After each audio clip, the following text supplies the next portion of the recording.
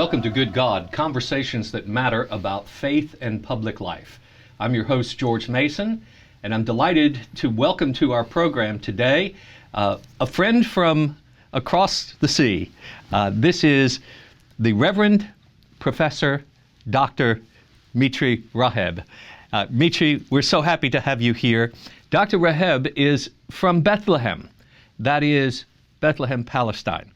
And we're so glad that we have the opportunity to have this conversation. Welcome to Good God.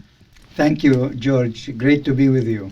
Wonderful. So we talked in church this morning, and he was our guest here at Wilshire Baptist Church, about this new book, The Politics of Persecution, the subtitle being Middle Eastern Christians in an Age of Empire. But you have all the moral authority to write a book like this because it comes out of the very dirt of the land that is in question. This is from your experience.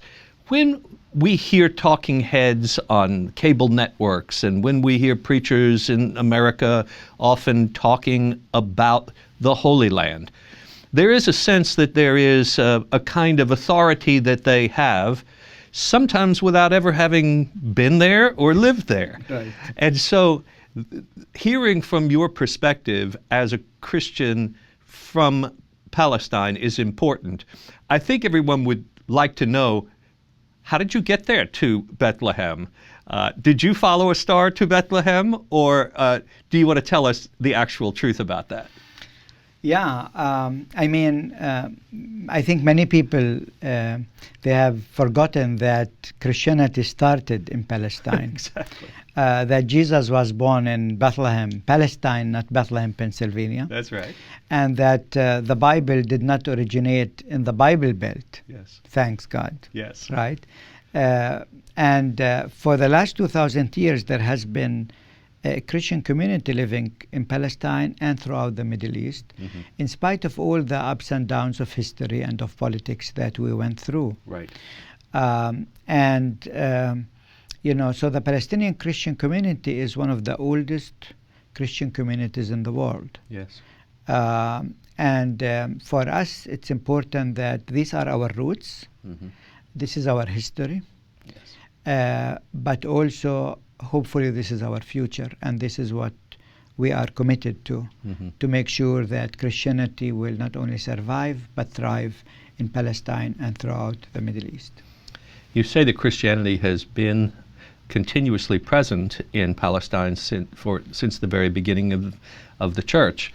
And in fact, you mentioned this morning that you were born probably across the street from where Jesus was born. Literally across the street. Literally across the street. Yeah. So, this is something that I think many people in their imagination don't really gather, that they might be surprised to understand such a thing, right? Yeah, sometimes when I'm traveling throughout the U.S., people ask me, tell us, when did your family convert to Christianity? Right.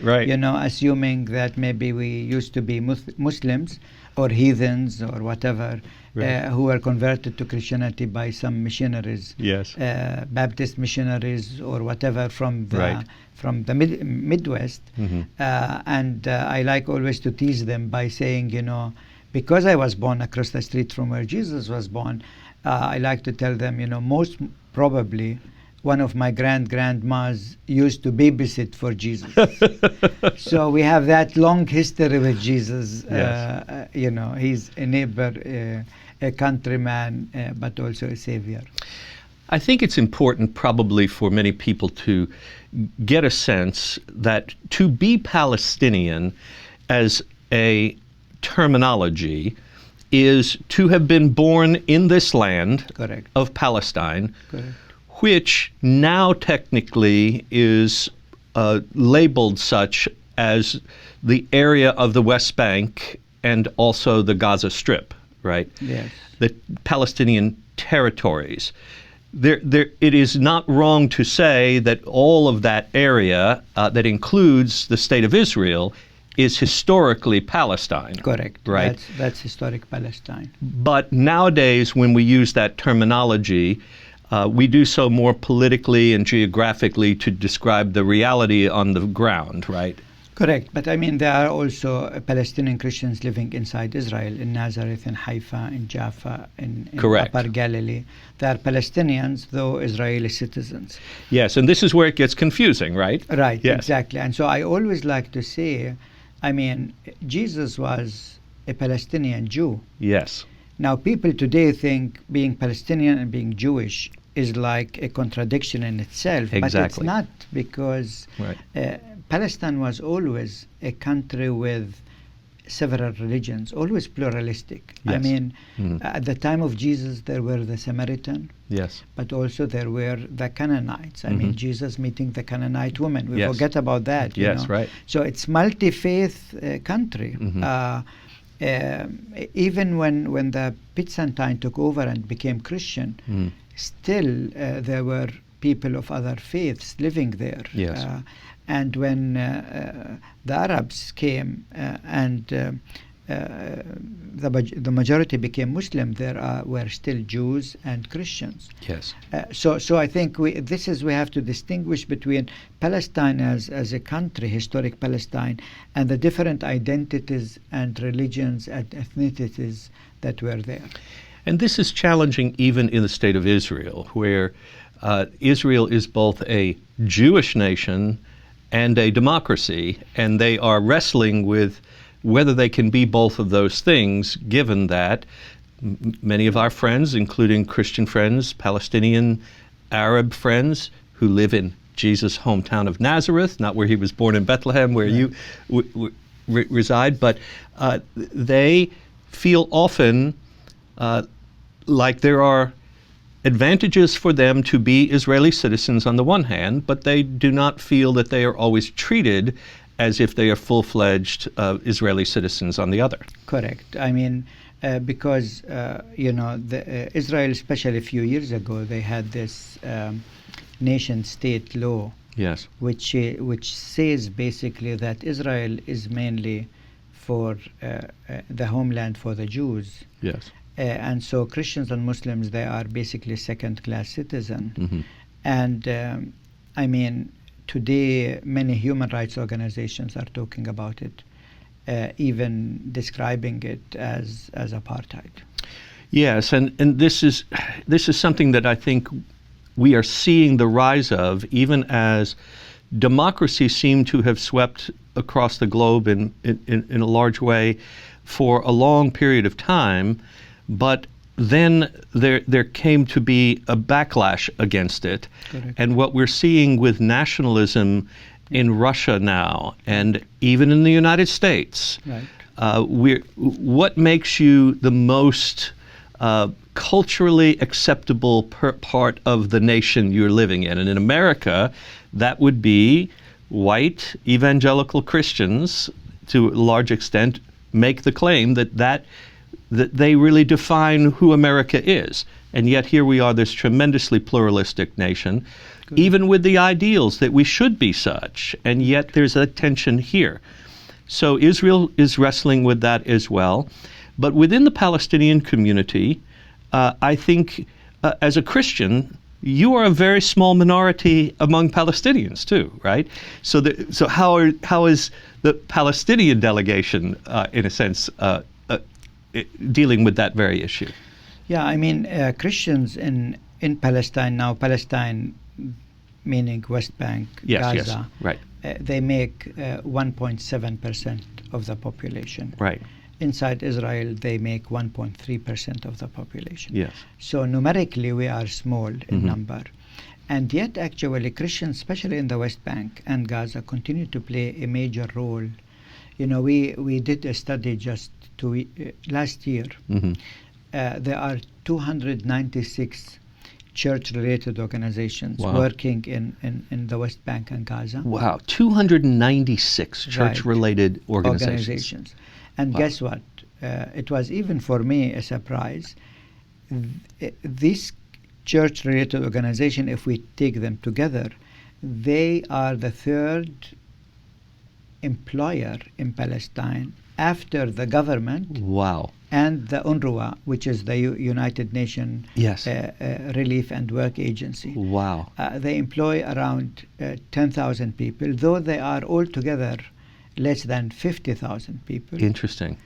And they pump into the economy around $500 million a year, which is the same amount almost of money that the Palestinian Authority received from the donor agencies, Wow. including the U.S. Wow. So, I mean, the impact of the churches is, and especially in the field of education and in the field of health. Yes. If I take Bethlehem as an example, in Bethlehem we have 4 universities and colleges, 3 universities, 1 college. Uh-huh.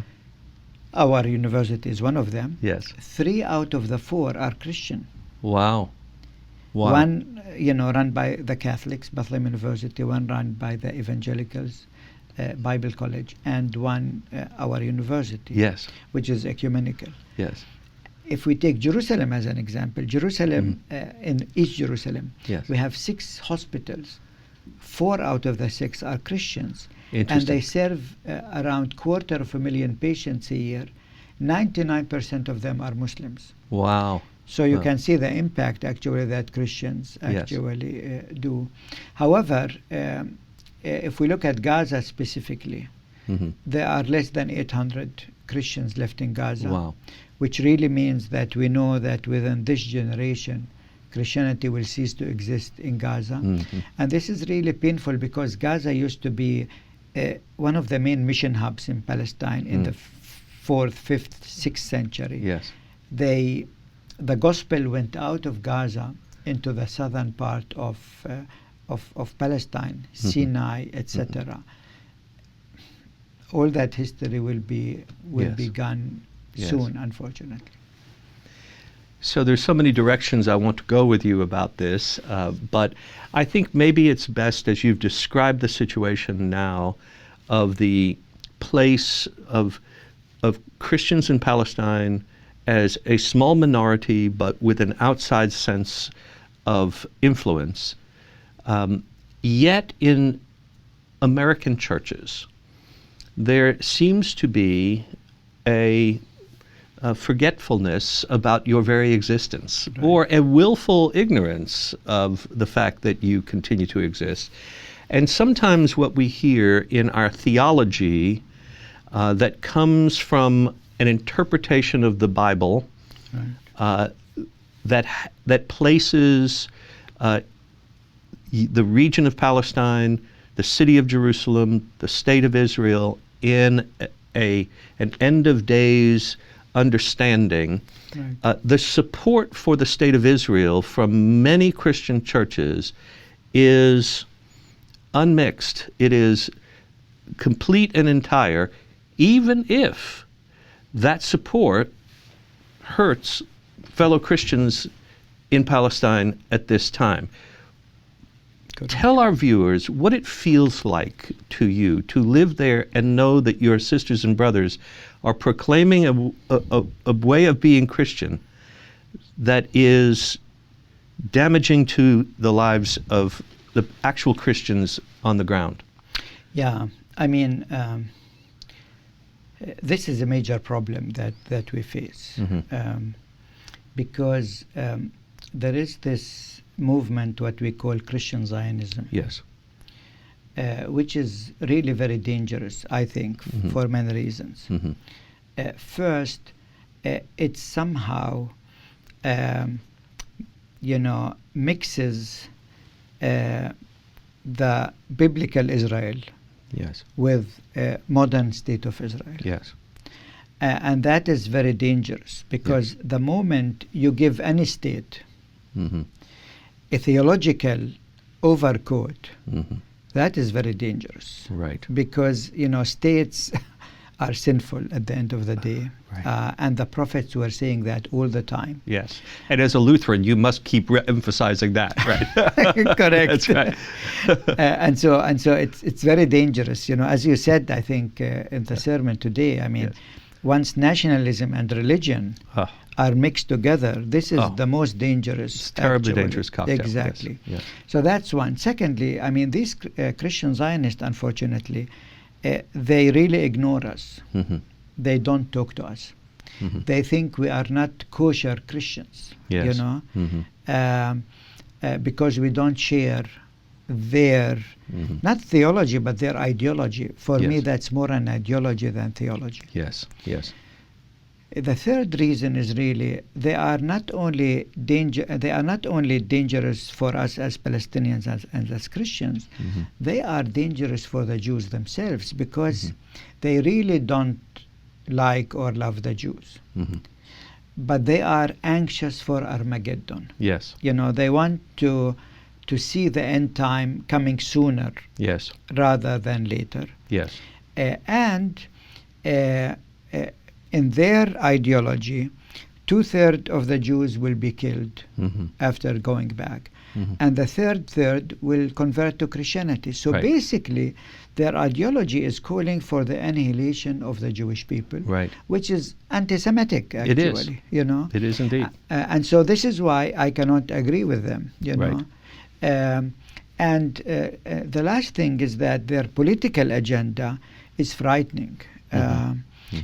Because really it's a ultra conservative political agenda that I think that is I mean, when I now watch like Fox News and I see them talking about Third World War and nuclear war and so on, as if they are really anxious about that. And this is frightening, because I mean, as Christians, we have to work for justice and peace, and not, you know, to like to support wars. Exactly. So it's difficult sometimes to get involved in conversations with Christian Zionists, for me, because unless I establish my bona fides of saying that I support the state of Israel and I believe that the Jews have a right to a homeland and this sort of thing, there's no more conversation to have. Sometimes this is true with Jewish friends as well. But many Jews, of course, while naturally taking great delight in the fact that there is a secure homeland for Jews somewhere in the world, no longer having to be forced into diaspora, but having a place where they can be free to worship and live, nonetheless recognize the moral contradiction in the occupation that they have of Palestine in this time. And many of them support a two-state solution also, so that Palestine would have autonomy and be able to do that. But I guess the question I have, Mitri, is how do you manage these kinds of dynamics of conversations when so many people make it very difficult for you to be an authentic conversation partner? Right. Yeah. Yeah, you know, I think sometimes within the Jewish community, you have those groups who think they have what I call monopoly over suffering. Which I question. I mean, the Holocaust was the most terrible thing that could have happened, and in Europe, and I'm sure that you know, a kind of Christian theology was unfortunately part of leading to that. Yes. But if we think of the Native American, if we think of the African American, I mean, you know, every suffering is unique. And we as Palestinians, we have been suffering for over 100 years. And so while I understand the longing of the Jewish people to have a secure homeland, I expect from them to understand my right to have a secure homeland. I thought that the Jewish people should understand actually the Palestinian suffering better than anyone else for two reasons. One is, if you read Jewish history, it was often a history of resistance against the Roman occupation. So they understand that occupation is not good, Right. because they experience it on their own body. And so how can they support our occupation? And the other, having suffered in Europe, so much, I was hoping that there will be some sympathy with people suffering, Yes. which they showed, like here with the African American community to some extent, but they are not showing it with Palestine. Having said that, in the States, thanks God, that there is also a movement that I see. Before there was AIPAC only, Yes. and they are with the State of Israel, whatever the State of Israel Yes. does.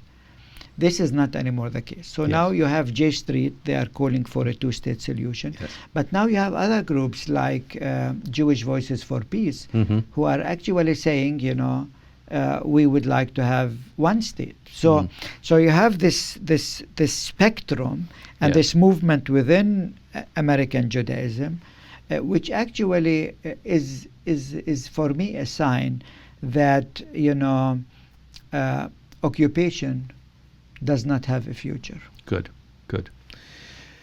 So there's a political question, but then I think there's sometimes that people only think about things either from a political or a theological perspective, and as we talked about, that can be good or bad depending upon your politics and your theology. Right.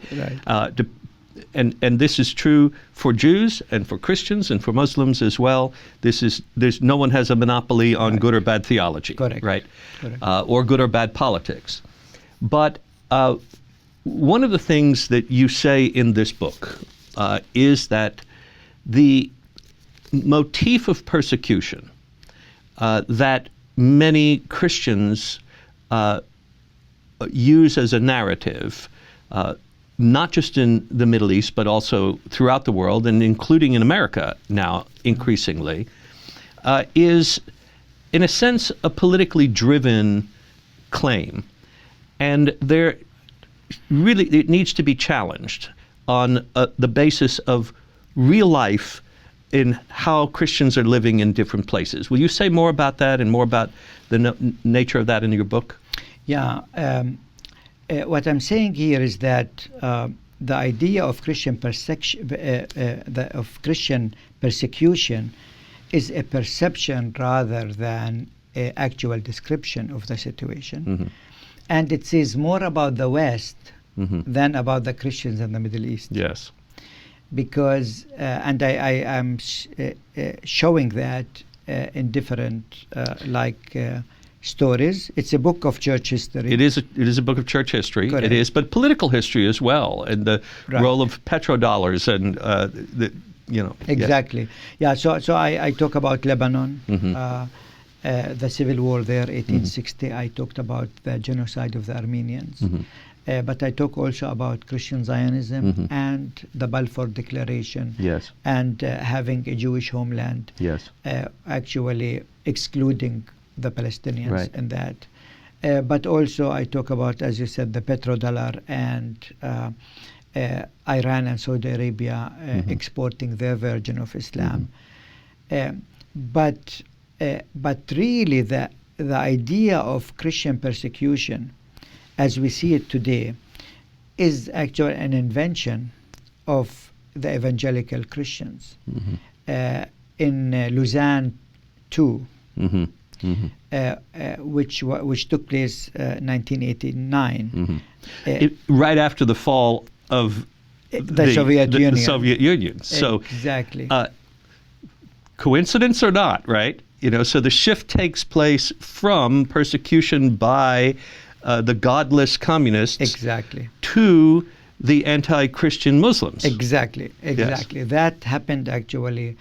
Basically, it's an Argentinian-born Christian who at Lausanne II said we have to shift to what he called the resistant belt, reaching from sub-Saharan Africa, North Africa, all the way to China, where actually 95% of the Muslims live. Yes. And so this is when we see the discourse that Christians are persecuted by the Muslims. Right. Maybe now, after the Ukraine war, I Yes. feel that this old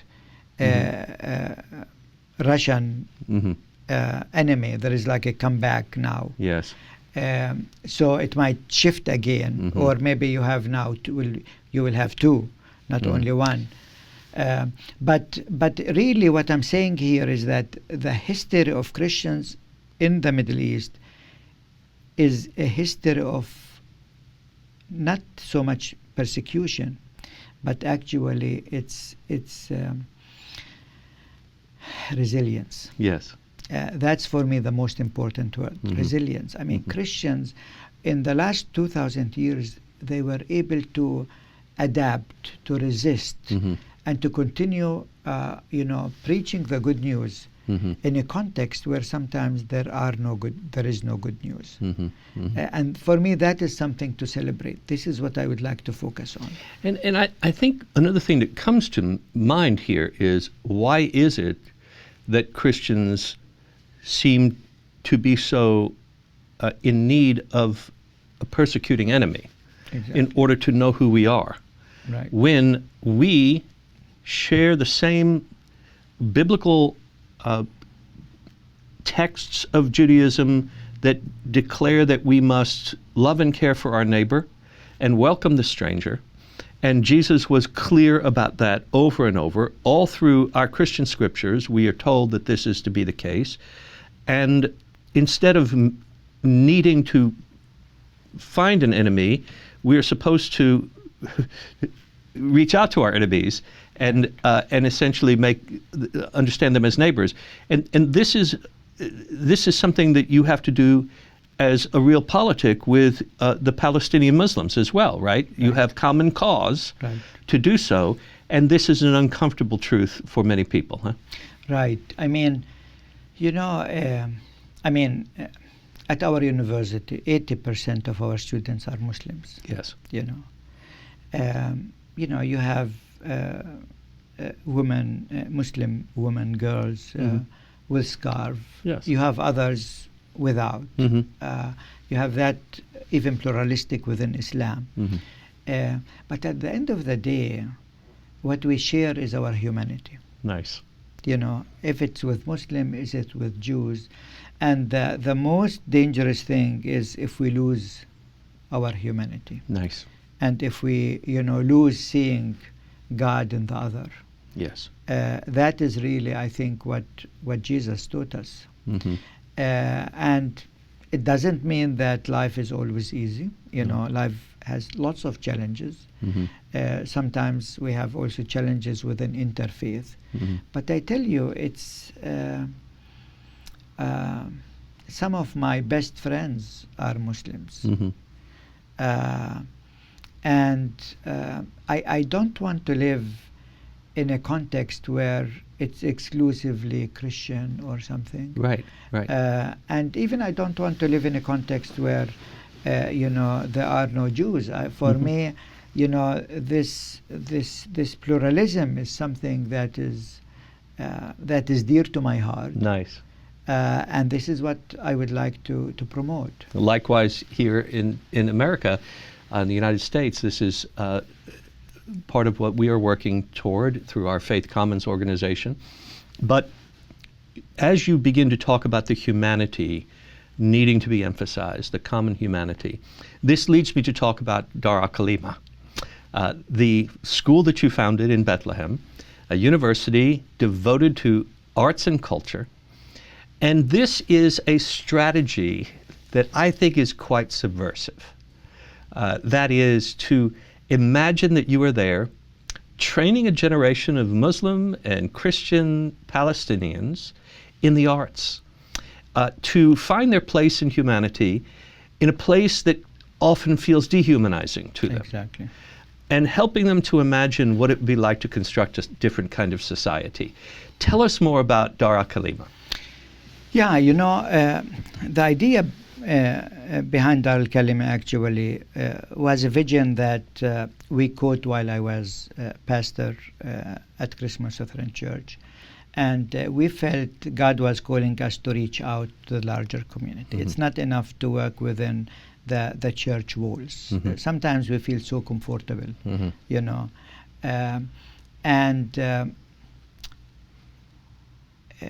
We felt that arts and culture are maybe the most important and powerful tools for social transformation. Yes.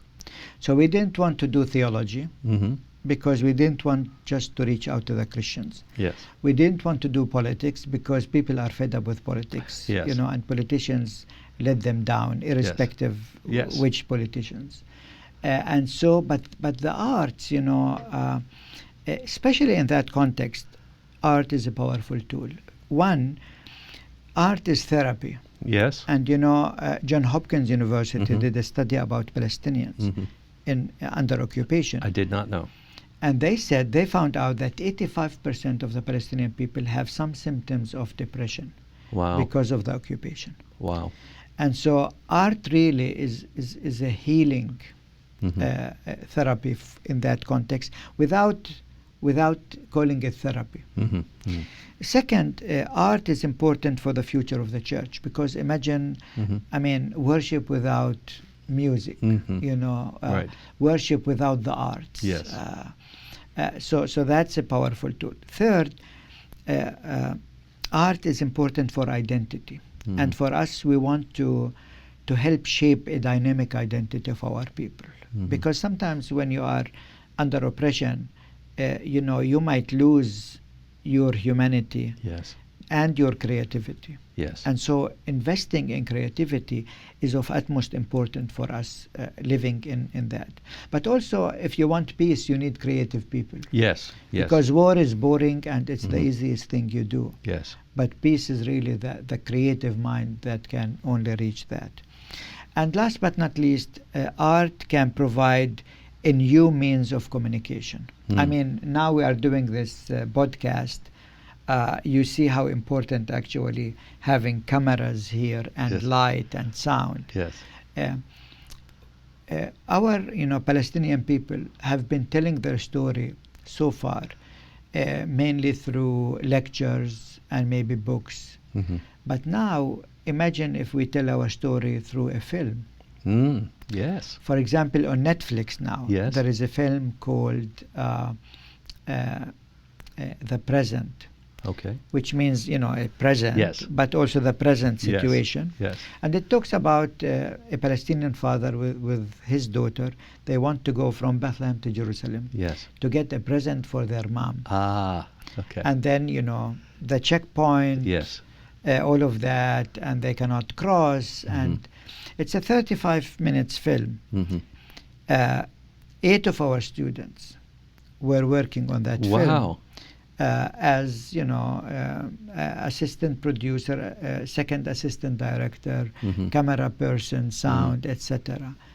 And imagine, I mean, a film like that, which was directed by a Palestinian woman. She lives in the UK. A film like that got the BAFTA award and was nominated for the Academy Award. Wow.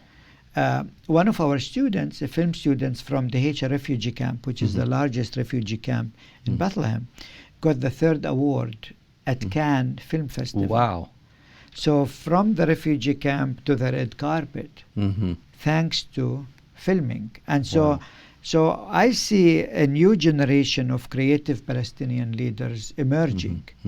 I feel, you know, our generation, we failed somehow. Hopefully, they will be able actually to achieve a just peace and to tell our story as people in a creative way, in a non-violent way, you know, and in an interesting way that catch the attention of the world. And this is my hope, this is my prayer, and actually I see it happening. Oh, that's magnificent. Well, one last thing I'd like us to talk about is Bright Stars of Bethlehem. This is a nonprofit that you have created as well that is inviting people to come follow the star, or follow the stars now, Exactly. to Bethlehem as the biblical story of Jesus' birth and the Magi. But you say that your generation, our generation, has failed in this respect. But it does seem to me that you have held up the light, in a sense, still, a vision, an imagination for a future that is closer to the dream of God that we read in our biblical texts. Correct. And while strategically we have not seen that come to play, yet you're laying the groundwork for generations to come to do that. Right. If people are interested in participating somehow and saying, this is all very interesting to me, but here I am in some part of the United States and I can't run over to Bethlehem and be an advocate, how can I be a part of that? Bright Stars of Bethlehem, what does it mean, and how can you tell us to help? In the biblical story, there were 3 Magi that came from the east. Mm-hmm. Now, in 2004, there were three friends who came from the west, from the U.S. Okay. They came to Bethlehem, Yes. following the star. And they saw our ministry. It was still at the beginning. Okay. And they felt, God was calling them to support this ministry. Mm-hmm, mm-hmm. And so we created here together a 501c3 tax-deductible organization that has 2 aims. One is to raise awareness about the situation Mm-hmm. in Palestine in general and the situation of Christians in particular. But secondly, also to raise support Mm-hmm. for this ministry so that it can continue. Mm-hmm.